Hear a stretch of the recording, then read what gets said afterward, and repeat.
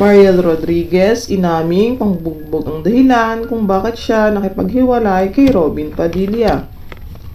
Matatandaang naging usapin ang naging hiwalayan ng mag-asawang Mariel Rodriguez at Robin Padilla. Ito ay matapos ngang aminin ni Mariel sa publiko ang totoong dahilan ng hiwalayan nilang mag-asawa. Ayon pa sa source, binubugbog umano ni Robin si Mariel kung kaya dito na tinapos ni Mariel ang kanilang pagsasama.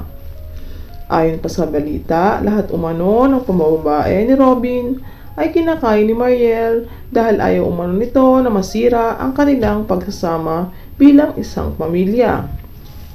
Alam din umano ni Mariel na ito ang kinasanayan ni Robin kung kaya hindi niya mapigilan ang asawa sa maling ginagawa nito.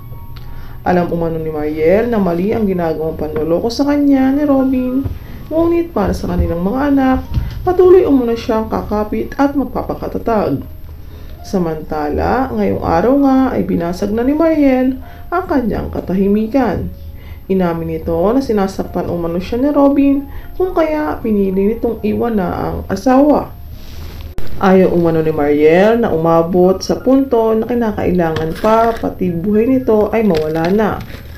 Alam umano ng Diyos lahat na naging pagtitiis niya kung kaya hindi niya na umano lubos maisip na hantong sasakitan ang lahat.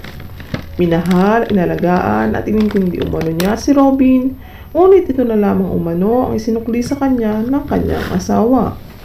Husgahan man umano siya ng mga tao, lalo na ng pamilya ni Robin, hindi umano magbabago ang kanyang isip.